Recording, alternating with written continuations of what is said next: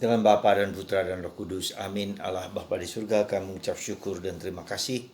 Kami kau ajar lewat Bunda Maria juga bahwa Bunda Maria bersama para rasul menantikan Roh Kudus. Hadiah yang terbesar yang Tuhan berikan kepada kita untuk mendampingi kita.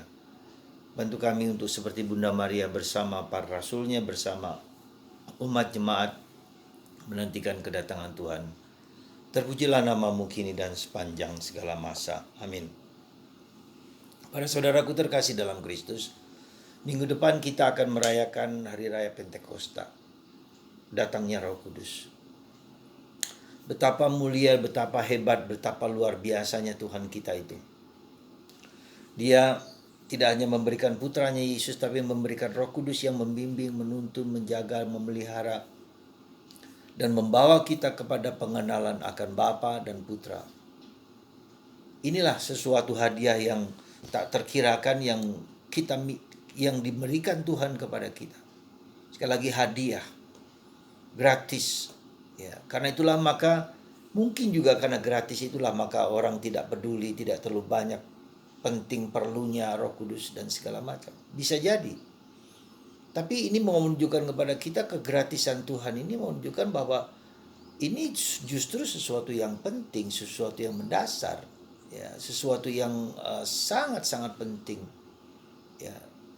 Dan karena sangat penting maka ini dialah yang membimbing, menuntun, membawa kita dan menunjukkan kepada kita siapa Bapa itu, siapa Yesus itu.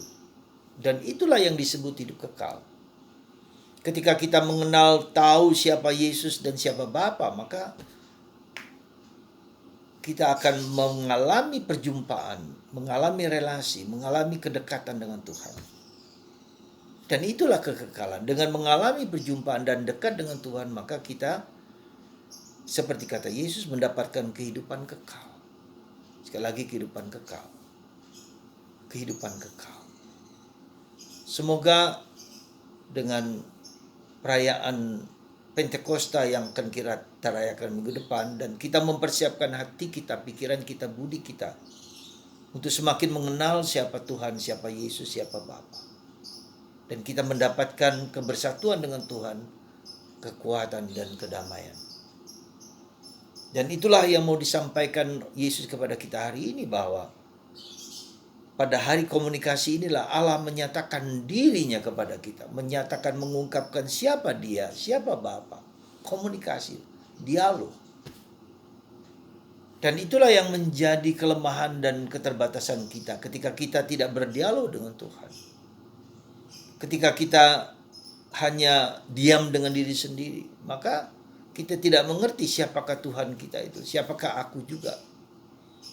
Dalam kehidupan kita sehari-hari, dalam komunikasi suami dan istri, betapa seringkali tidak ada komunikasi.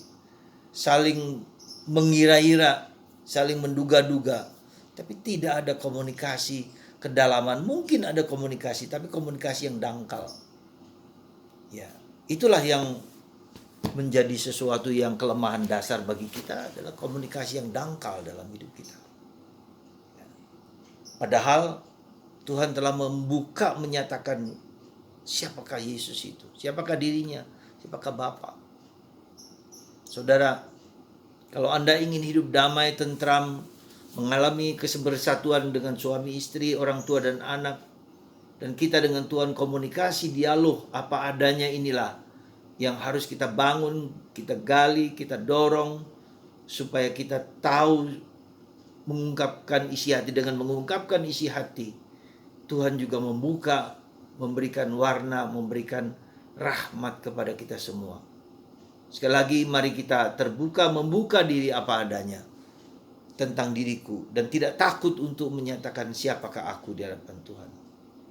Semoga Anda, saya, dan kita semua berani terbuka, berkomunikasi, berdialog, menyatakan diri apa yang menjadi kehendaknya, dan mendengarkan apa yang dinyatakan oleh orang lain.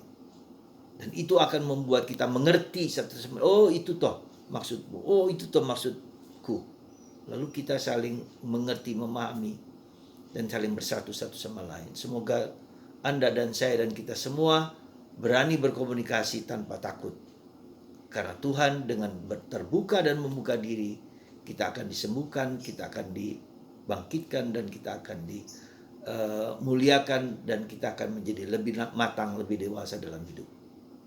Tuhan memberkati Anda semua, karena kasih-Nya yang melimpah bagi kita semua, Bapa, Putra, dan Roh Kudus. Amin.